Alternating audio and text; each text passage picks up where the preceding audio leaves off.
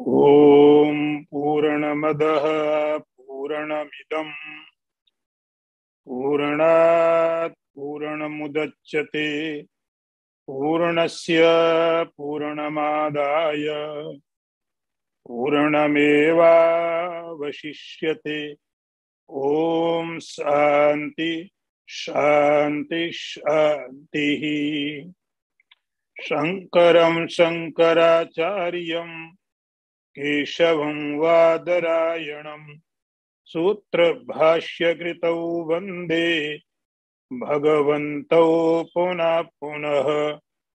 ईश्वरो गुरुरात्मेति मूर्तिभेद विभागिने व्योमवद व्याप्त देहाय दक्षिणामूर्तये नमः। ओम शांति शांति शांति। नारायणं नमस्कृत्य नरं चैव नरोत्तमं देवीं सरस्वतीं व्यासं ततो जयमुदीरयेत। ओम शांति शांति शांति।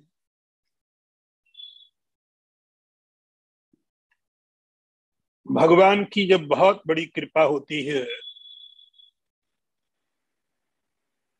तब जीव के अंदर में ईश्वर की तरफ चलने की इच्छा होती है। अनंत पुण्यों का फल होता है जब मन के अंदर ये संकल्प जगे कि हमें ईश्वर की तरफ जाना है।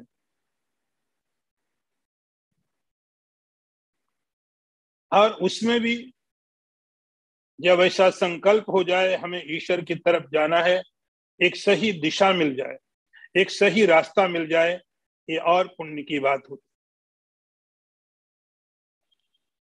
इच्छा तो बहुतों को हो जाती है लेकिन सही रास्ते नहीं मिलते हैं, सही दिशाएं नहीं मिलती है, तो बहुत प्रयास करने के बाद में भी जीवन में भटकाव हो जाते हैं।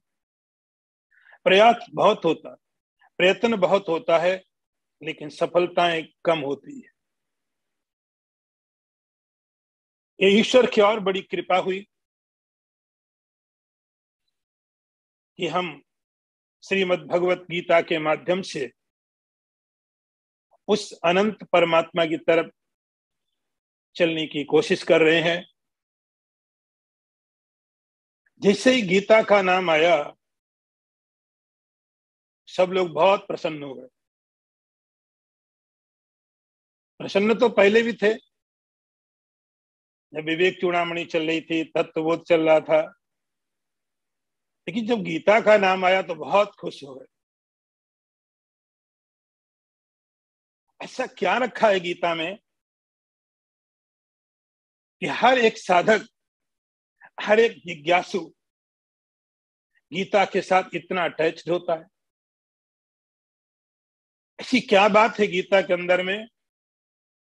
हर साधक, हर आध्यात्मिक व्यक्ति चाहता उसके जीवन में गीता जरूर आ जाए, गीता उसको सुनने को मिले, गीता उसको समझने को मिले, गीता उसका माध्यम बन जाए। ईश्वर की कृपा से हम लोग भी गीता में प्रवेश कर रहे हैं। इस गीता में प्रवेश करने के पहले कुछ चीजें हम समझ लेते हैं। आपको गीता के बारे में बहुत कुछ मालूम होगा, लेकिन जब हम शुरुआत कर रहे हैं, प्रारंभ कर रहे हैं, तो मैं समझता हूं एक बार उन चीजों को थोड़ा देख लेना चाहिए कि आप गीता से और ठीक से परिचित हो जाएंगे। श्रीमद् भगवत गीता आध्यात्मिक ज्ञान को प्राप्त करने के लिए, आध्यात्मिक स्पिरिचुअलिटी के लिए जो प्रामाणिक ज्ञान माने जाते हैं, प्रामाणिक, ऑथेंटिक, तो प्रामाणिक ज्ञान होते हैं, तो सबसे पहला नाम आता है वेदों का। वेद ही इस अध्यात्म दर्शन के, अध्यात्म शास्त्र के सबसे ऑथेंटिक सुप्रीम अथॉरिटी वेद है। वेदों में जो लिखा है उसके ऊपर ना कोई क्वेश्चन होता है, ना उसके ऊपर कोई डाउट किया जाता है। वेदों पर बहुत बार हमने बात की है। तो जो अल्टीमेट अथॉरिटी है आत्मा के बारे में, उस परम तत्व के बारे में, उस परमात्मा के बारे में, भगवान के बारे में, वो है वेद। जैसा हम सभी जानते हैं कि वेद का अर्थ हुआ कि ज्ञान। वेद का अर्थ सीधा सीधा होता है ज्ञान। वेद मीन्स नॉलेज। ब्रह्मा जी को भगवान ने वेद दिए सृष्टि के प्रारंभ में। उसके बाद एक क्रम आगे चला।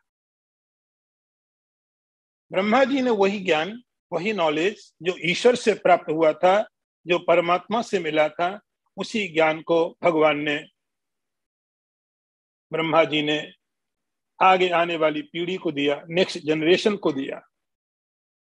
उसमें ऋषि आए, नारद हैं, अत्रि हैं।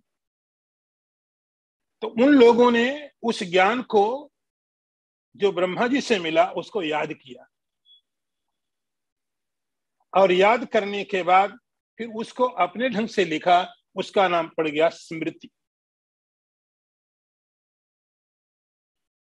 स्मृति, स्मृति मैंने मेमोरी। तो 18 प्रकार की स्मृतियां बन गई। 4 प्रकार से वेद हुए, और उन वेदों को जब ब्रह्मा जी ने अपने पुत्रों को, आगे वाली पीढ़ी को दिया, तो उससे उन्होंने जो नोट्स तैयार किए, जो उन्होंने लिखा, तो 18 प्रकार की स्मृति बन गई। वे स्मृतियां भी उसी प्रकार से प्रमाण मानी जाती हैं जैसे कि वेदों को प्रमाण माना जाता है। तो नंबर सेकंड में आती स्मृति। उसके बाद स्मृति भी थोड़ी कठिन हो गई। वेद थोड़े कठिन हो गए, स्मृति भी थोड़ी कठिन हो गई, उनकी भाषा। तब महर्षि वेदव्यास ने तीसरे नंबर में पुराणों का निर्माण किया। पुराण 18 पुराण होते, पुराण भी नंबर 18 में ही है। पुराण आपने सुना, भागवत पुराण, देवी भागवत, स्कंद पुराण, पद्म पुराण, भविष्य पुराण, 18 प्रकार के पुराण होते हैं। पुराण का अर्थ होता है पुरापि नव एव।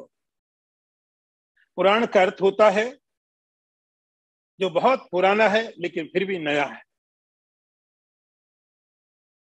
तो 18 प्रकार के पुराणों का निर्माण महर्षि वेदव्यास ने किया।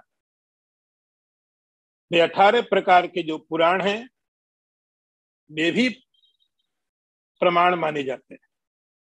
आप कोट करते हो, उस पुराण में लिखा है, उस पुराण में लिखा है, आप ऐसा कोट करते हो, तो पुराण भी प्रमाण माने जाते हैं। तो अब देखिए, वेद प्रमाण हुए, उसको श्रुति बोलते हैं। तो श्रुति प्रमाण, स्मृति प्रमाण, और उसके बाद में नंबर 3 में आए पुराण।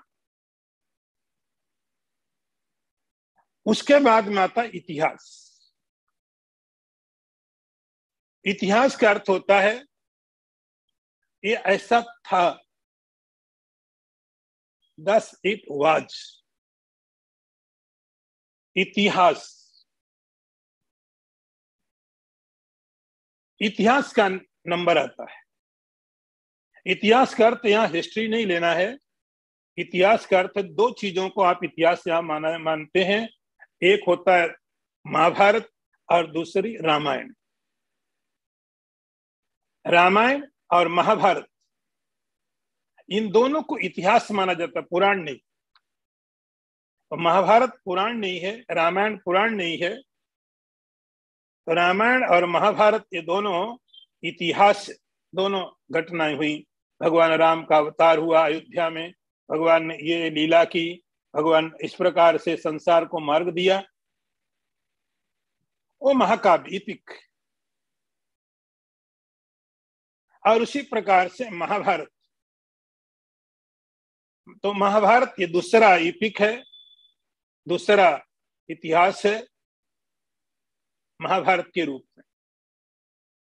तो रामायण और महाभारत ये भी प्रमाण माने जाते हैं, इसलिए आप कोट करते हो रामायण में ऐसा लिखा है, रामायण में वैसा लिखा हुआ है, महाभारत में ऐसा लिखा है, महाभारत में वैसा लिखा है, तो आप कोट करते हो कि जो महाभारत में लिखा है वो सत्य है। अब आप 4 चीजें समझ ली, 4 प्रमाण हो गए, और पांचवा जो होता है उसको बोलते हैं आप्त। आप्त का मतलब है रियलाइज्ड पर्सन, तत्व ज्ञानी, तत्ववेत्ता, जिन्होंने आत्म साक्षात्कार किया है, जिन्होंने परमात्मा को समझा है। उनके जो स्टेटमेंट्स है,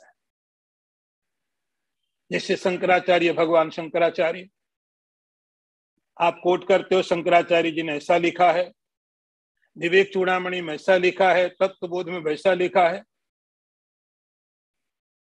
इसको बोलते हैं आप्त प्रमाण है। तुलसीदास जी ने ऐसा कहा, सूरदास ने, वैस कबीर ने, नानक ने, दादू ने। आप इन महापुरुषों को कोट करते हो।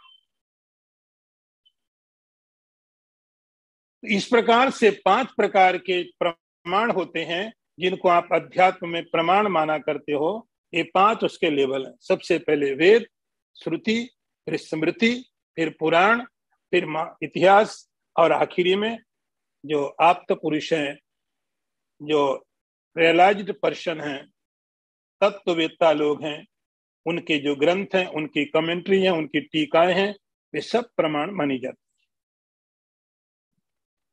अब इस क्रम में आपको देखना पड़ेगा गीता कहां पर आती है।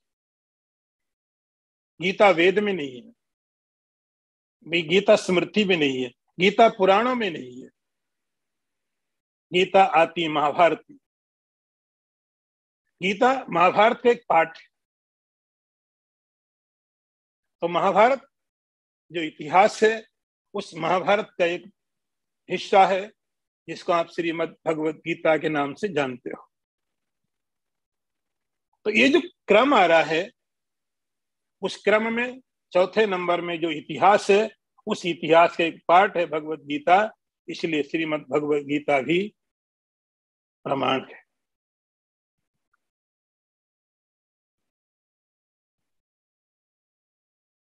ये महाभारत का एक हिस्सा है। महाभारत को व्यास जी ने लिखा। महाभारत में 18 पर्व होते हैं। थोड़ा मैं आपको महाभारत का भी परिचय दे दूं, क्योंकि महाभारत के बारे में बहुत प्रकार के लोगों के मन में रॉन्ग नोशन है, ऐसी भ्रांतियां हैं, ऐसे गलत धारणाएं हैं लोगों के मन में महाभारत को लेके। वो समझते हैं यदि घर में महाभारत रखा तो लड़ाई होती है, घर में महाभारत रखा तो घर में युद्ध होता है। महाभारत जैसा ग्रंथ जो मनुष्य के जीवन को पूरी तरह से प्रकट करता है, महाभारत मनुष्य के जीवन का एक शीशा है, एक दर्पण है। महाभारत झगड़ा नहीं कराता है, महाभारत वो दिखाता जो हम हैं, जो हम हैं। उसमें दुर्योधन भी है, उसमें कर्ण भी है, धृतराष्ट्र भी है, युधिष्ठिर भी है। महाभारत एक रिफ्लेक्ट करता है आपके चरित्र को। आप जब देखोगे तो महाभारत में सब प्रकार के चरित्र मिलते हैं। व्यास जी ने तो लिखा एक जगह, यदि अस्ति तद अन्यत्र यन्नेह अस्ति न तद क्वचित। व्यास ने लिखा, वो 18 पुराण लिखे उन्होंने, बहुत बड़ा साहित्य ब्रह्मसूत्र लिखा उन्होंने, दर्शन का ग्रंथ। लेकिन महाभारत में उन्होंने लिखा कि धर्म को लेके अर्थ को लेकर के, काम और मोक्ष को लेकर के जो महाभारत में है वही सब जगह लिखा हुआ है, और जो महाभारत में नहीं है वो कहीं भी नहीं। ऐसा व्यास जी का स्टेटमेंट। यदि यह अस्ति तद अन्यत्र। धर्म के बारे में, अर्थ के बारे में, काम के बारे में, मोक्ष को लेकर के जो महाभारत में ज्ञान है वही ज्ञान सारी दुनिया में है, व्यास की ऐसी गारंटी है। और जो यहां नहीं है, यह ना यह अस्ति तद न क्वचित, वो कहीं पर भी नहीं। तो महाभारत हमारे जीवन को रिफ्लेक्ट करता है। दुनिया में जहां झगड़े हो रहे हैं वहां थोड़ी महाभारत रखा हुआ है। दुनिया में जो झगड़े हो रहे हैं महाभारत के कारण थोड़ी हो रहे हैं। शायद महाभारत देखें, महाभारत पढ़ें, महाभारत समझें तो शायद वो झगड़े कम हो जाएं, खत्म हो जाएं। ये महाभारत का एक पाठ है जिसको हम लोग पढ़ने जा रहे हैं, श्रीमद् भगवत गीता। जब गीता इतनी पवित्र है,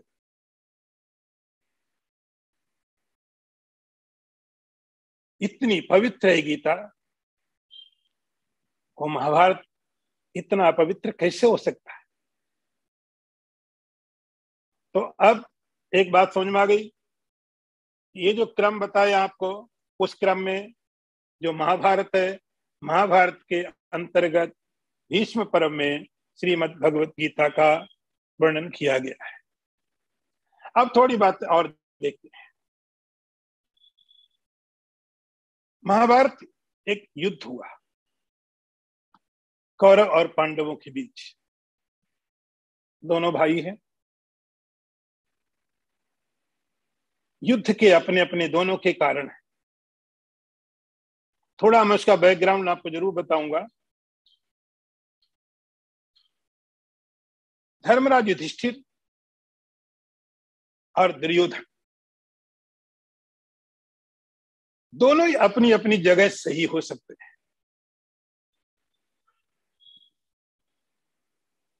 धर्मराज युधिष्ठिर को जंगल में जाना पड़ा और 12 वर्ष उनको जंगल में रहना था। 1 वर्ष उनको अज्ञातवास में, अज्ञात का अर्थ है कोई देखे नहीं, तो पांडव जंगल में रहे। शर्त के हिसाब से 1 साल उनको अज्ञात रहना था, और यदि किसी ने पहचान लिया तो उनको 12 साल फिर जंगल में रहना था।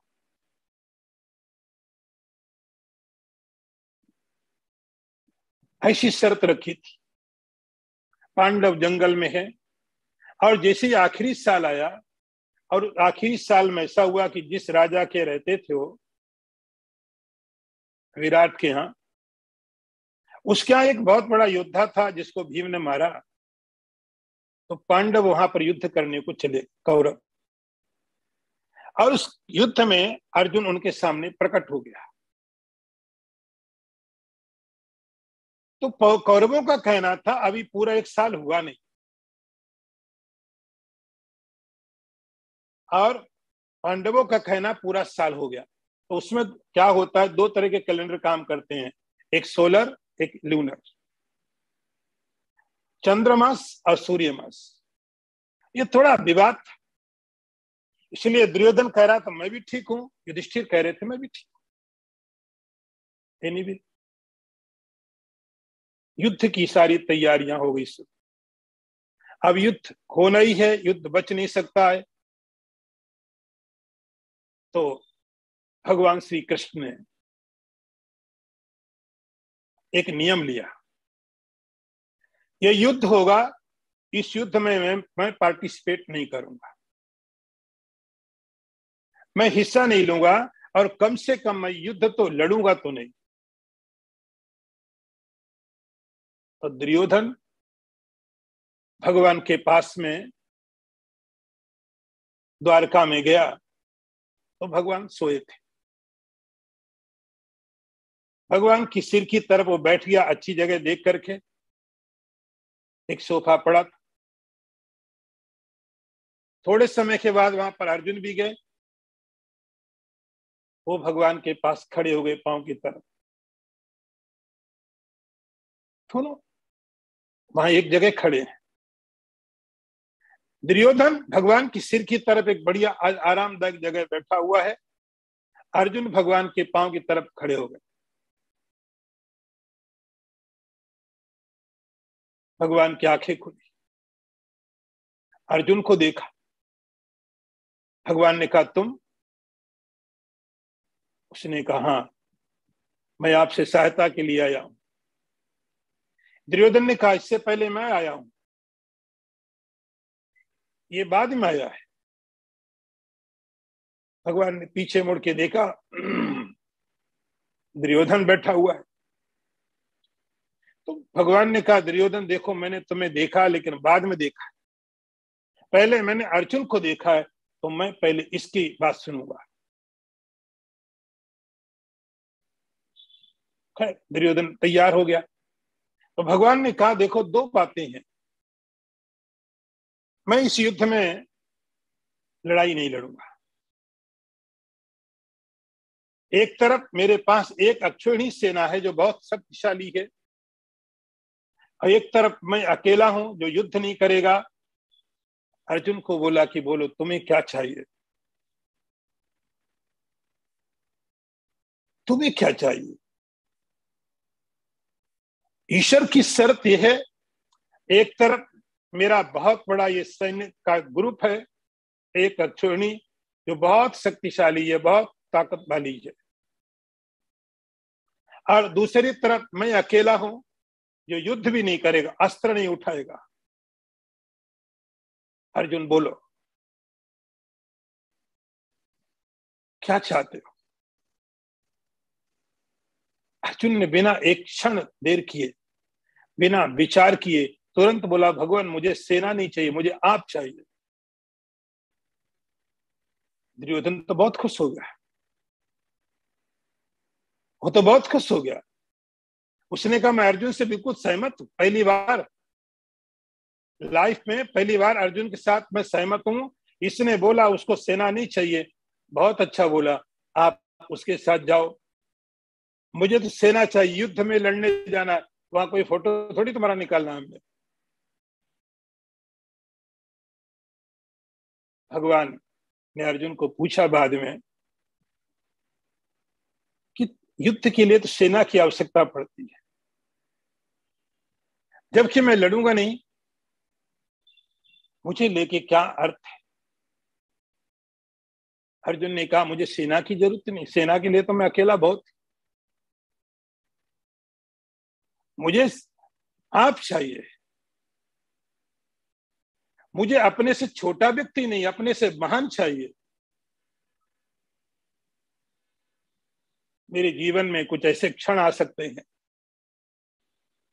जहां जाकर के मैं हिल जाऊं, उस समय संभालने वाला कोई चाहिए। युद्ध करने की जरूरत नहीं मुझे, युद्ध नहीं करने के लिए युद्ध में मुझे संभालने वाला कोई चाहिए, लड़ने वाला नहीं।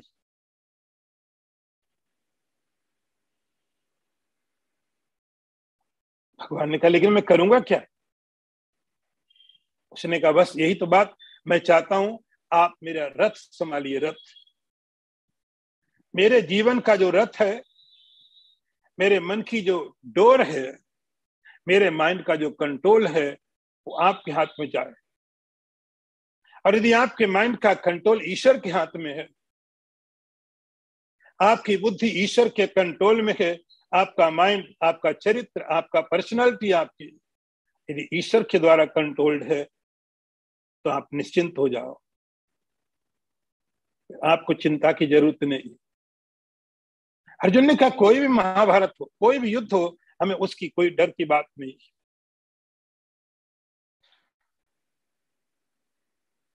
युद्ध महाभारत का फिक्स हो चुका था। कुछ राजा इधर चले गए, कुछ राजा उधर चले गए, बहुत बड़ी सेना, बहुत बड़ा युद्ध होने लग गया। धृतराष्ट्र जो इस गीता का प्रथम चरित्र है, प्रथम करेक्टर। प्रथम मतलब पहली बार, यहीं से शुरू होता है। जन्म से अंधा है, बर्थ ब्लाइंड। ऐसी परिस्थितियां आ गई उसको, अब युद्ध देखना भी है, नहीं भी देखना है।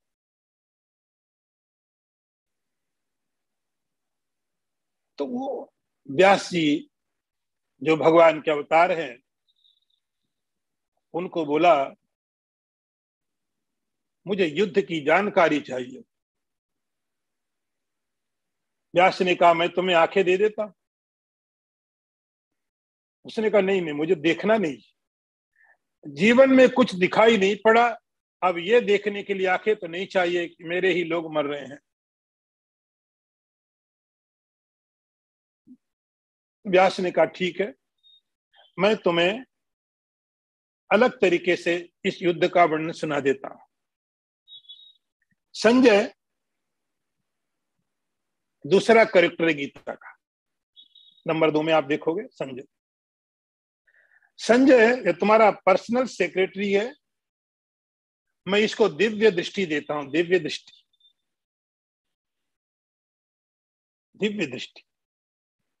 संजय अंधा नहीं था, लेकिन संजय के पास आंखें वैसी थी जैसी हमारे सबके पास होती,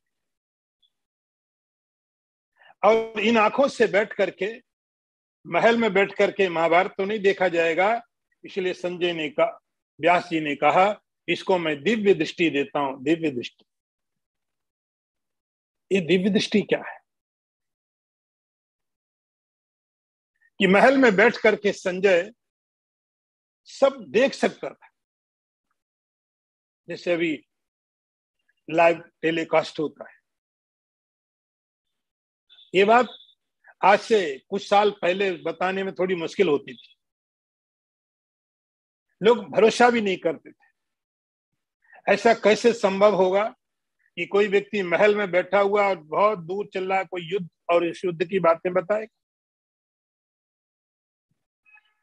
टेक्नोलॉजी एडवांस हुई,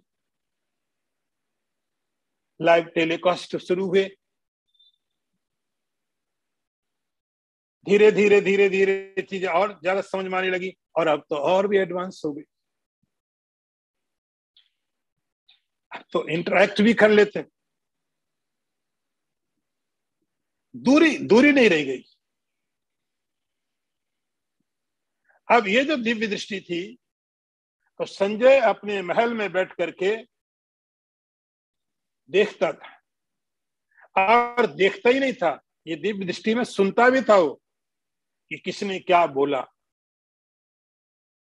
इसकी जो दिव्य दृष्टि थी, उसके पैकेज में केवल दर्शन नहीं था, श्रवण भी था। वो सुन भी सकता था, और सुन ही नहीं सकता था, वो ये भी जान सकता था कौन मन में क्या सोच रहा है।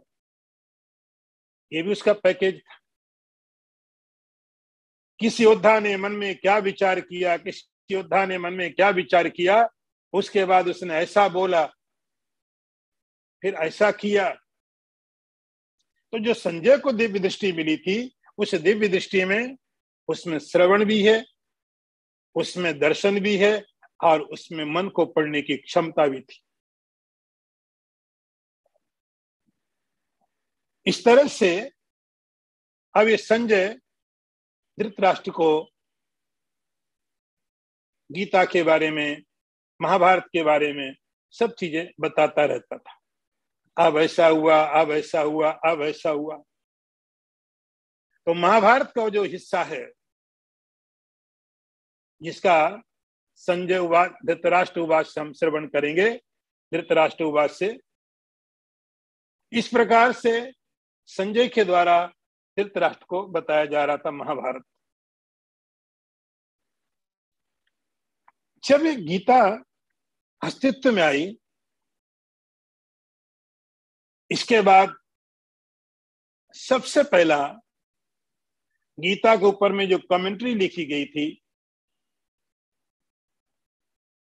गीता के ऊपर में जो भाष्य लिखा गया था, सबसे पहला वो मालूम आपको किसने लिखा? सबसे पहला, अभी तो हजारों कमेंट्री गीता पर लिखी हुई है कि ऐसा कहा जाता था पुराने समय में कि जो कोई भी कोई मत, कोई संप्रदाय स्थापित करता था तो उस व्यक्ति को वेदों में अर्थात उपनिषद, ब्रह्मसूत्र अर्थात लॉजिक, और गीता स्मृति, इन तीनों में अपनी बात को सिद्ध करना पड़ता था कि जो मैं कह रहा हूं तीनों जगह कहा गया है। इसलिए गीता पर प्राचीन समय से लेकर अब तक बहुत सारी कमेंट्री लिखी गई हैं, बहुत प्रकार से लिखा गया है। लेकिन सबसे पहला किसने लिखा? तो आइए हम इस पर देखते हैं। सबसे पहले जब महाभारत का युद्ध होने वाला था तो हनुमान जी भीम को मिले। भीम हिमालय में घूम रहे थे, हनुमान जी से भेंट हो गई। पुराणों में लिखा है वो बूढ़ा एक बंदर बन करके रास्ते में लेटे हुए भीम मिले। रास्ता छोटा था, भीम वहां पर लेटे, एक बहुत बूढ़ा बूढ़ा बंदर होकर के लंबी सी पूंछ रास्ते में डाल दी थी। और शास्त्र कहता है कि कभी भी किसी व्यक्ति को आपको लांघना नहीं चाहिए, don't cross any conscious being. Bhim को बड़ा दुविधा हो गई। भीम ने उस बंदर को बोला अपनी पूंछ हटाओ, मुझे आगे जाना है। उसने कहा नहीं, मैं तो पूंछ नहीं हटा सकता हूं क्योंकि बहुत बूढ़ा हो गया हूं, मेरी पूंछ बहुत भारी, तुम हटा दो। भीम ने उसको हटाने की कोशिश की, पूंछ उठी नहीं,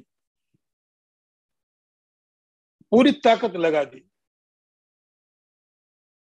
तो फिर भीम समझ गए ये कोई सामान्य बंदर नहीं है। तो भीम ने हाथ जोड़ करके कहा, प्रभु आप बताइए आप कौन है, आप हैं कौन? हनुमान जी अपने रूप में प्रकट हो गए और वो बजरंगबली भीम के सामने खड़े हो गए। भीम ने हाथ जोड़ के प्रार्थना की। और ऐसा कहा जाता है हनुमान और भीम दोनों ही पवन पुत्र माने जाते हैं, इसलिए तुम मेरे छोटे भाई हो। आगे का रास्ता ठीक नहीं, इसलिए तुम्हें मैं जाने से रोक रहा हूं, तुम आगे मत जाओ। तो भीम ने अपनी सब बातें बताई, महाभारत का युद्ध होने वाला सब बातें बताई और कहा मुझे आपकी सहायता चाहिए। हनुमान जी ने कहा मैंने युद्ध करना छोड़ दिया, राम के लिए युद्ध करता था, रावण से युद्ध किया, लंका में युद्ध किया, अब कोई आवश्यकता नहीं है तो मैंने युद्ध छोड़ दिया है। लेकिन मैं तुम्हारे साथ जरूर हूं, युद्ध नहीं करूंगा। जैसे परमात्मा श्री कृष्ण युद्ध नहीं करके तुम्हारे साथ में है, वैसे ही बिना युद्ध किए मैं भी तुम्हारे साथ में रहूंगा। और अर्जुन की ध्वजा के ऊपर मैं बैठ गया। इसलिए अर्जुन का जो रथ था, रथ के ऊपर जो उसका फ्लैग था, हनुमान जी उसके ऊपर में बैठ गए। उसका नाम पड़ा कपित ध्वजा। जब आप गीता में पढ़ोगे कपित ध्वजा आएगा। हनुमान जी उसकी गुफा ऊपर ध्वजा में बैठ गए। अब गीता भगवान ने शुरू की, अर्जुन सुन रहा था डायरेक्ट, संजय वहां बता रहा था, ट्रांसमिशन हो रहा था, और रथ ऐसी जगह खड़ा था और कोई नहीं सुन पा रहा था। बीच में ना कौरव सुन पा रहे थे, ना पांडव सुन पा रहे थे। संजय ट्रांसमिशन कर रहा था, लेकिन हनुमान जी ऊपर बैठे थे। हनुमान जी ने सब सुन लिया। तो गीता के श्रोता के रूप में अर्जुन ही नहीं है, हनुमान जी भी है डायरेक्ट। हनुमान जी ने भी गीता को सुना। जब पूरी गीता हो गई, पूरी गीता होने के बाद हनुमान जी नीचे उतर के आए और हनुमान जी ने भगवान श्री कृष्ण को प्रणाम किया, कहने लगे प्रभु मैं भी धन्य हो गया, आज मैंने आपके मुखारबिंद से इस दिव्य संवाद का श्रवण किया। भगवान ने कहा तुम कहां थे? बोले मैं तो ऊपर बैठा था। भगवान को बड़ा गुस्सा आया, हनुमान तुमने नियम का, मर्यादा का उल्लंघन किया, ये सुनने का तरीका नहीं होता है। सुनने का तरीका होता है कि जो बोलने वाला हो ऊपर बैठे और सुनने वाला नीचे बैठे, सुनाने वाले को ऊपर होने बैठना चाहिए। बोले हाँ ये तो प्रभु बात सही है। भगवान ने कहा यहाँ उल्टा हुआ कि मैं नीचे था तो मेरे सिर में खड़े थे और तुमने वहां से गीता सुनी, ये तुमने अपराध किया है, मैं तुम्हें शाप देता हूं। देखो आप, भगवान ने कहा मैं हनुमान तुम्हें शाप देता हूं कि तुम जाकर के पिशाच बन जाओ। पिशाच समझते भूत। जब आप हनुमान चालीसा पढ़ते हो उसमें लिखा भूत पिशाच निकट नहीं आवे, महावीर जब नाम सुनावे। हनुमान जी का नाम सुनने मात्र से भूत पिशाच निकट नजदीक नहीं आता है। लेकिन भगवान ने तो शाप दे दिया हनुमान जी को, तुम जाकर के पिशाच बन जाओ, क्योंकि तुमने मर्यादा तोड़ी, तुमने सुनने का जो तरीका है उसका उल्लंघन किया है, इसलिए मैं तुम्हें शाप देता हूं, तुम पिशाच बन जाओ। हनुमान जी ने कहा ठीक है, लेकिन आप प्रभु एक बात बताओ कब तक रहना पड़ेगा पिशाच? भगवान ने कहा एक माध्यम है, एक तरीका है। तुमने जो सुना है उसको तुम अपनी अपनी शैली में लिखो। तुमने जो सुना है उसको तुम अपने आप लिखो, तुमने क्या क्या सुना, बस लिख दोगे और तुम्हारा शाप पूरा हो जाएगा।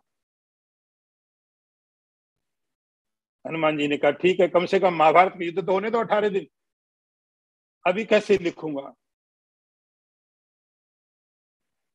तो हनुमान जी ने गीता के ऊपर में भाष्य लिखा, कमेंट्री लिखी, उसका नाम रखा गया पिशाच भाष्य।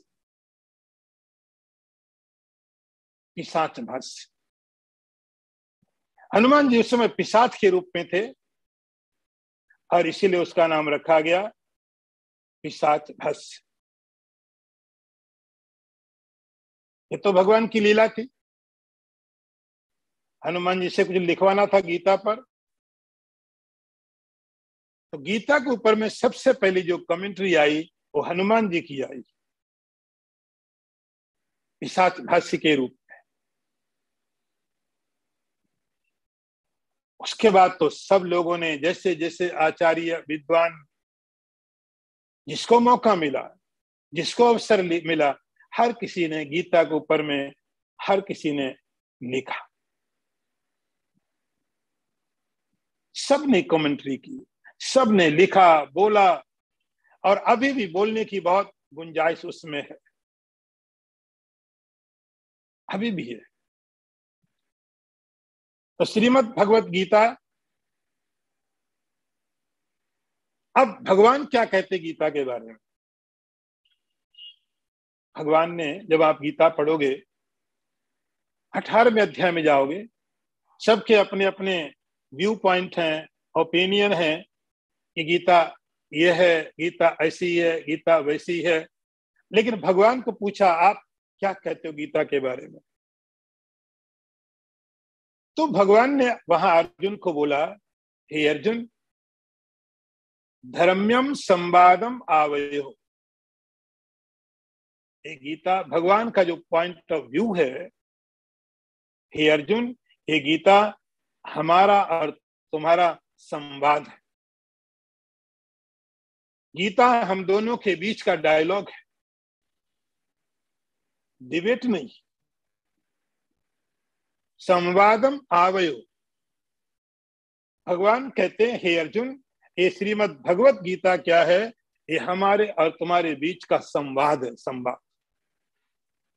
और बड़ी अच्छी तरह से भगवान ने किया, आवयो, मेरा और तुम्हारा।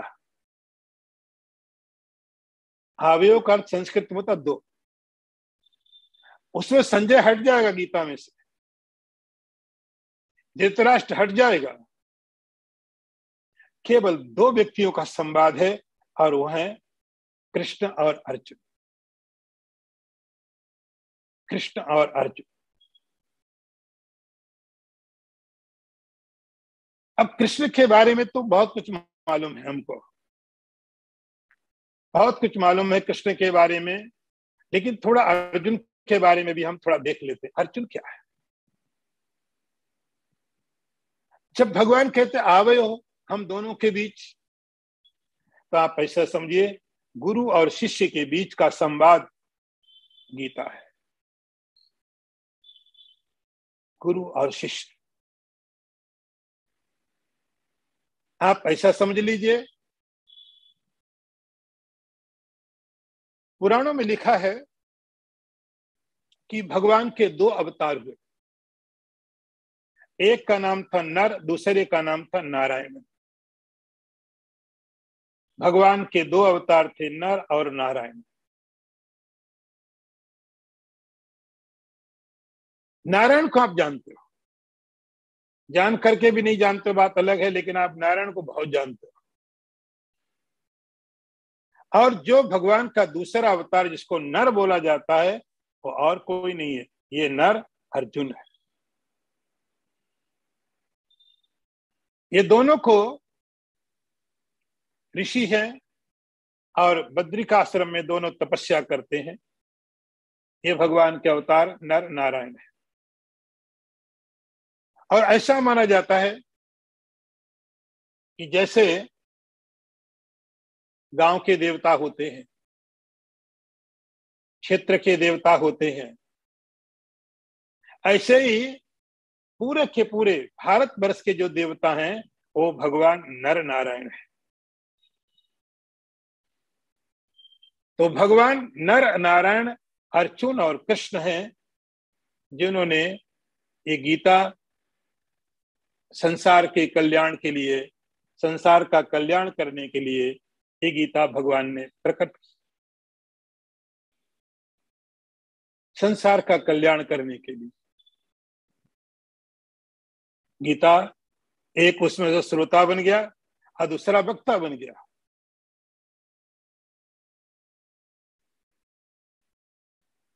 महाभारत में लिखा है कि जब यह गीता प्रारंभ हो रही थी, उसके पहले धृतराष्ट्र ने अपने एक दूत को पांडवों के पास में भेजा। संजय थे और कोई दूत दूसरा नहीं था, संजय थे।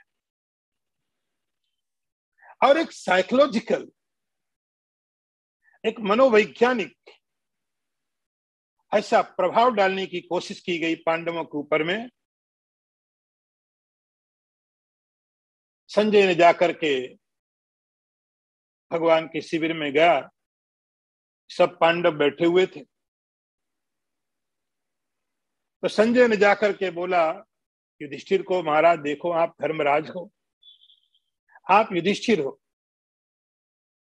और जो मेरे बच्चे हैं दुर्योधन आदि वो तो बड़े पापी हैं, मेरी सुनते नहीं,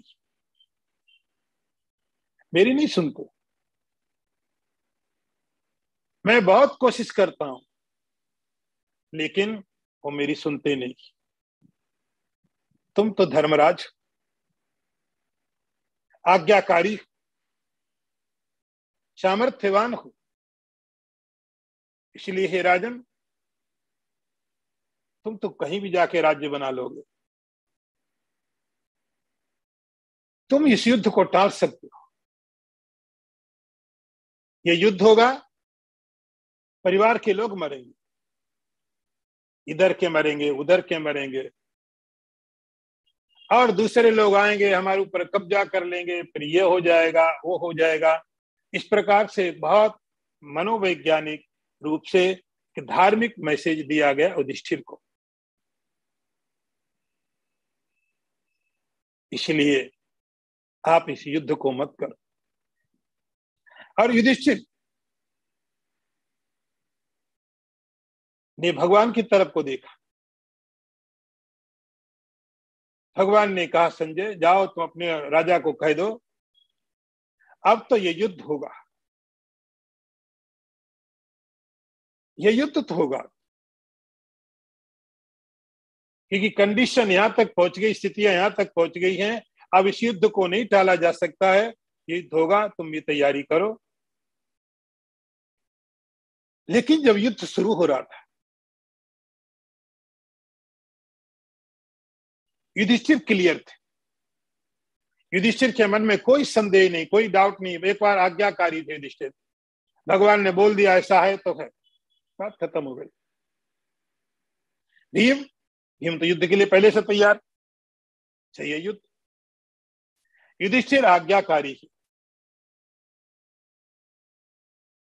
भीम युद्ध के लिए तैयार। नकुल सहदेव वो युधिष्ठिर के पीछे लगे रहते थे। अब केवल क्वेश्चन उठता था अर्जुन का। ये बात भगवान को मालूम थी, अर्जुन हमारे मन का प्रतीक है। इसलिए जब अर्जुन कहता है, हे कृष्ण, दोनों सेनाओं के बीच में हमारे रथ को खड़ा कर दो, तो भगवान उसका रथ दुर्योधन के आगे ले जाके खड़ा कर सकते थे, दुशासन के आगे खड़ा कर सकते थे, लेकिन नहीं, भीष्म के आगे ले जाके खड़ा कर दो।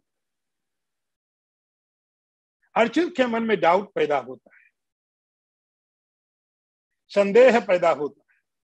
वो जो बहुत पहले साइकोलॉजिकल चीजें डाली गई थी दिमाग में, अब वो अंकुरित हो गई।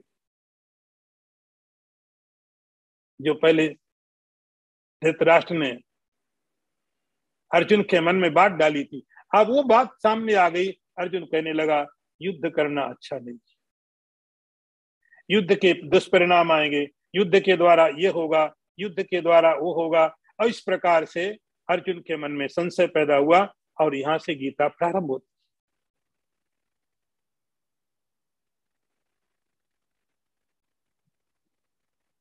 गीता जो भगवान ने कही है, महाभारत का युद्ध हो गया, पांडवों को राज्य मिल गया। एक दिन अर्जुन, भगवान श्री कृष्ण आराम से बैठे थे, बहुत आनंद से, रिलैक्स्ड सब हो गया। अर्जुन ने भगवान को कहा, आपने मुझे गीता सुनाई थी उस समय, उससे मेरे संदेह तो चले गए, लेकिन मेरे मन में इच्छा है कि मैं दोबारा फिर सुनूं गीता आपसे।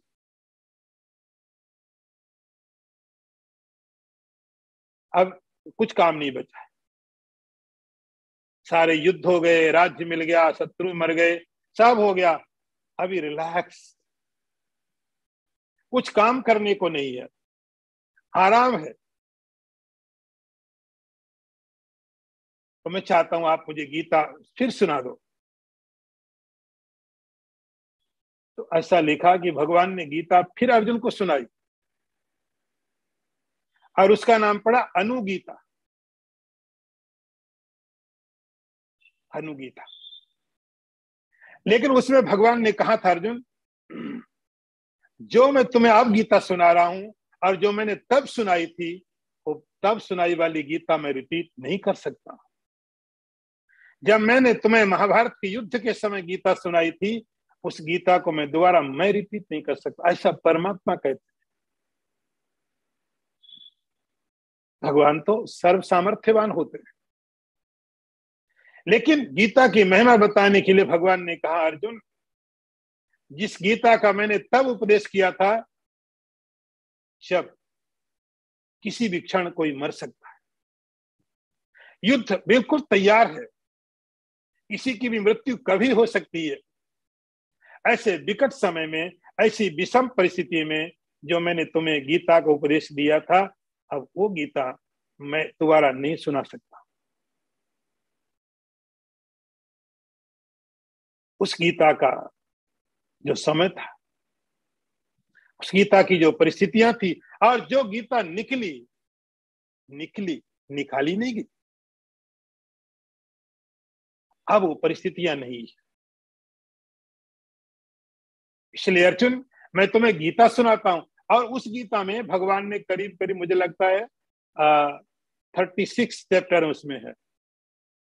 इस गीता से डबल चैप्टर है। लेकिन भगवान भी कहने लगे, अर्जुन, जो बात मैंने उस गीता में कही थी, वो बात मैं दोबारा नहीं कह सकता। हो गया, ऐसा हो गया, बस मैंने कह दिया। वो गीता मैं दोबारा रिपीट नहीं कर सकता। ऐसे भगवान के वर्ड हैं, शब्द हैं वहां पर। इसलिए इस गीता के कारण फिर और बहुत सारी गीताओं का निर्माण हुआ। लोगों को गीता, राम गीता, अष्टावक्र गीता, जनक गीता, बहुत सी, उद्धव गीता, बहुत सी गीता है।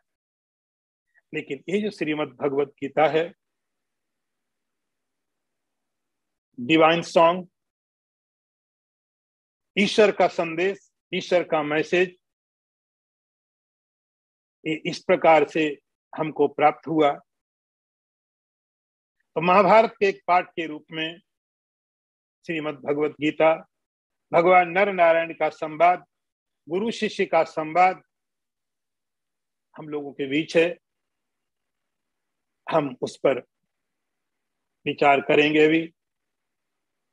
हम लोग भी धन्य हैं कि गीता जैसा महान ग्रंथ, जिसके ऊपर हम लोग विचार करेंगे, नियमित रूप से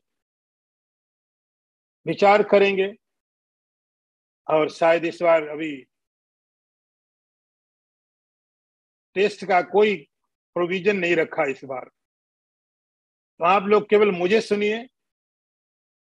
तो कोई टेस्ट का प्रोविजन नहीं रखा अभी तक है। आप आनंद लीजिए खूब बढ़िया से।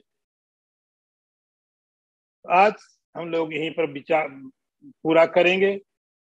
जो नेक्स्ट टॉक्स होगा उसमें हम लोग अगला जो ध्यानम है उस पर बात करेंगे। तो आज आपको गीता का जो परिचय मिला है, जो गीता का बैकग्राउंड मिला है, आप इस पर विचार करिए। फिर इसके आगे का अगले बार। ओम पूर्णमदः पूर्णमिदं पूर्णात् पूर्णमुदच्यते पूर्णस्य पूर्णमादाय पूर्णमेवावशिष्यते। ओम शांति शांति शांति। शंकरं शंकराचार्यं केशवं वादरायणं सूत्रभाष्यकृतौ वन्दे भगवन्तौ पुनः पुनः। ईश्वरो गुरुरात्मेति मूर्तिभेद विभागिने व्योमवद्व्याप्तदेहाय दक्षिणामूर्तये नमः। ओम शांति शांति शांति। नारायणं नमस्कृत्य नरं चैव नरोत्तमं देवीं सरस्वतीं व्यासं ततो जयमुदीरयेत। ओम शांति शांति शांति।